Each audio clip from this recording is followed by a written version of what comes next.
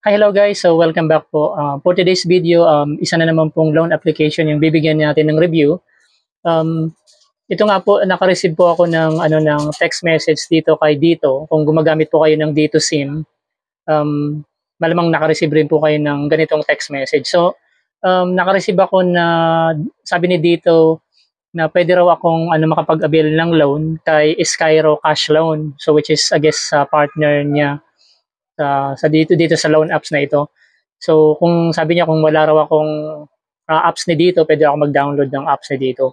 Since meron naman akong dito apps and registered po ako kay dito, meron akong registered phone number.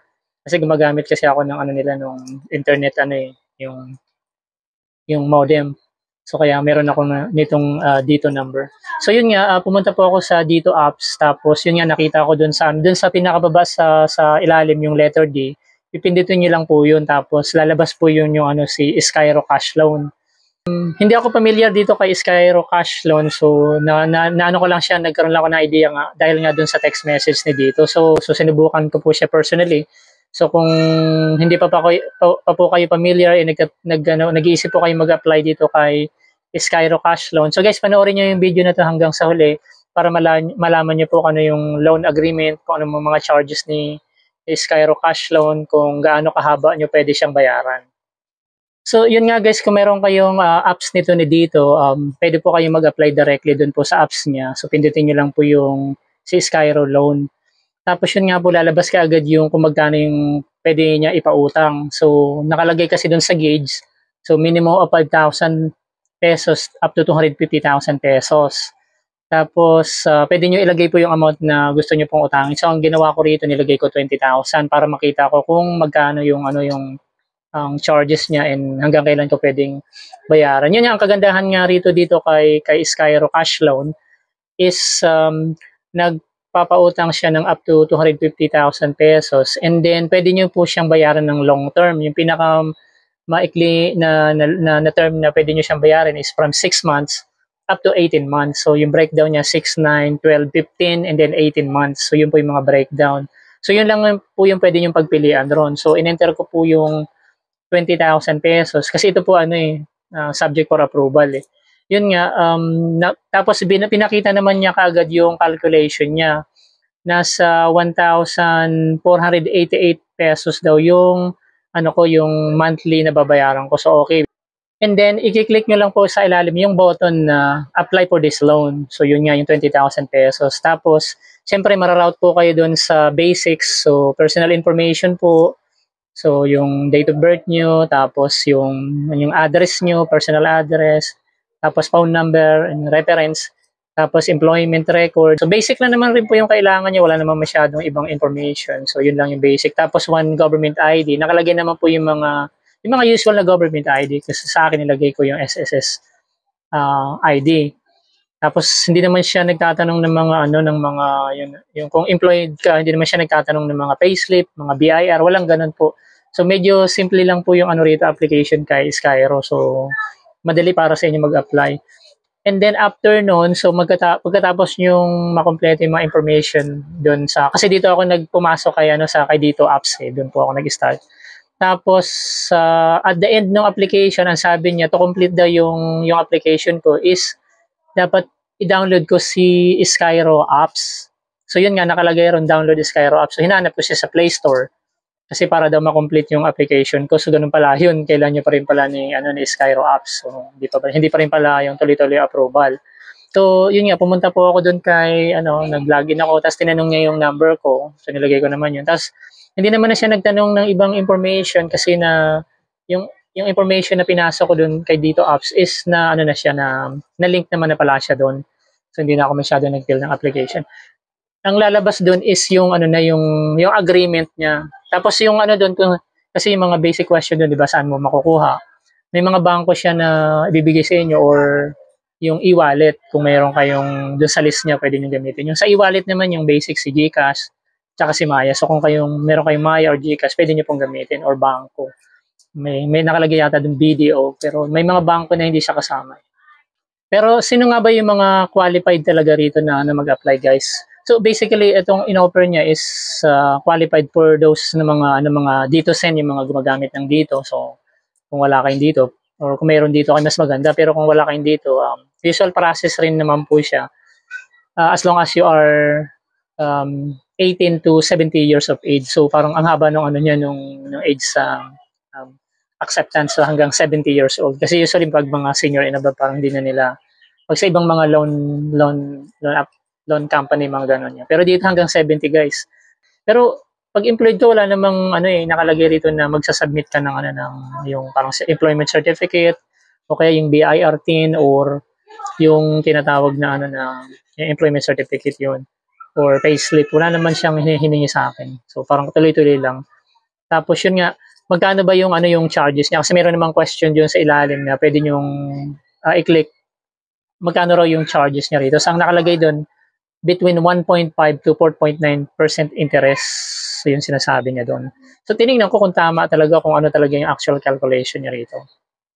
Pero before mo i-download po yung Skyro apps, kukumpletuhin niyo po yung mga information po, guys, na hinihingi niya, yung personal information, yung address, yung company background, reference. Tapos saan niyo pwedeng i-transfer yung ano niyo. Tatanungin naman na kayo doon kung saan niyo pwedeng i-transfer. Kung gusto niyo nakalagay GCash, kasi sa akin nakalink na, so GCash na pinili ko. Tapos yung ID, pipicturean niyo po yung ID niyo po. Yung front side lang naman hinahanap niya. Tapos siyempre hindi mawawala po yung selfie. So yun nga, balik tayo dun sa sinasabi ko, no, sa at the end of this application nga, kailangan niyo i-download si Skyro apps. Yun nga. So i-download na natin sa Skyro apps. Tapos kinumpleto natin yung application doon. Sabi niya within 24 hours daw yung approval. So kala ko magtatagal, pero mga ilang minutes lang naman nakita ko na naka-receive na ako nung yung application agreement. So dapat kung gusto niyo po ma-transfer yung pera doon abroad kayo, kailangan mag-agree kayo sa agreement.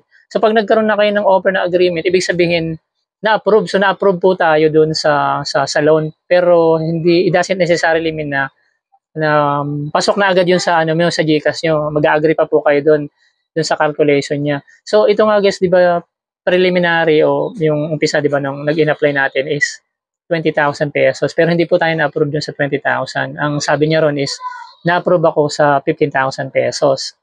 Tapos tiningnan ko nga yung loan agreement. So kung mag-agree ako dun sa loan agreement na yun is yun na, isang click na lang yun, pasok na po sa GCash ko. So binasa ko muna yung agreement kung ano po yung mga breakdown. So ito nga po yung nakita ko. So yan, pakita ko po dyan sa inyo yung breakdown na yan. Yan po. So yun nga, guys, so nakita ko yung 15,000 pesos na in-approve na loan amount niya. Pagkatapos sabi niya ron mayroong 4.9% daw monthly interest. And then ang nakalagay doon na monthly ko is 1,485. Tapos doon po sa pinakaibabaw niya, guys, para may idea kayo, naka-turn on na yung loan protection. So ibig sabihin yung loan protection na yun, kasi nakalagay doon 99 pesos monthly. Loan protection is yung insurance po yun, yung di ba pag nag-fail tayo magbayad or something happen, di ba? So loan protection ang tawag doon. So naka-turn on po yun yung bar. Tapos sa ilalim niya Plexi na 44 pesos yata yung Plexi. Yung Plexi yung pakita ko rin diyan sa inyo yung Plexi tsaka yung loan protection, screenshot ko diyan. So yung Plexi dyan, ang sabi niya dyan, yung pag gusto niyo mag-change ng, siguro yung loan term ng payment, parang gano'n, yung adjustment. So yun po, yung siguro, nagde-depend daw yun dun sa, niya, sa monthly charges. So yun, naka-turn on. Yung ginawa ko, tinurn off ko po, kasi baka mamaya ma-add sa dun sa total ko. Pero wala namang nagbago, pero para sigurado, tinurn off ko na lang. I-turn off na lang yun po, kasi hindi naman natin kailangan yun. Utang nyo naman na yun bahala na sila, di ba? So yung pinagbasihan ko rito, kasi sabi niya rito 17,500 something yung yung total loan ko, pero para malinawan ako rito, kasi nakalagay sabi niya 4.9 interest. Pero ang monthly niya is 1,485. So kung 15,000 po yung makukuha kong loan, so ang ginawa ko rito, minultiply ko yung 1,485 sa 18 months, kasi 18 months yung kinuha ko rito na long term. Sinagad ko talaga siya So 18 months. Tapos sa 1,485, yung sa 18 months niya nasa na to nasa more than 21,000 pesos dito tingnan natin ulit. So kung i-multiply nyo, guys, yung 1,485 pesos monthly, so pumapalo siya ng 26,000 mahigit. So basically, pumapalo siya ng 11,730 pesos po yung interest po dun sa 18 months. So malaki po, 'di ba? Kung titingnan niyo sa figure, malaki. So tumubo siya ng 11,730 dun sa 15,000 pesos po na inutang niyo. Pero kasi para malinawan kayo guys, ang ginawa po natin rito is 18 months. So ibig sabihin 11,000 sa 18 months po 'yon. So 1.5 year po 'yon. So para malinaw po, ginawa natin, dinivide po natin yung 11,730 pesos sa 18 months. So pumapalo siya na 651.66 pesos po yung monthly interest ni 15,000 pesos sa 18 months. Basically, hindi na masama doon sa monthly niya na tubo sa ganung kahabang term. Kasi siyempre inutang mo ng mas mahaba kaya mas malaki. So ganun nga po yun guys. So para malinawan ako, ang ginawa ko, gumamit na ako nitong si Dipsik. So tinanong ko siya kung ano tong 651.66 interest rate para sa 15,000 pesos. Kasi ang sabi kasi dito ni Skyro, between 1.5 to 4.9 yung interest niya charges.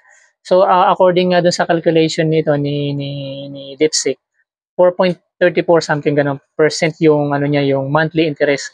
So basically hindi na siya masama para sa isang loan application kasi bihira po kayo makakarinig ng loan application na ganyan kababa yung interest. Basically 10% po yan guys.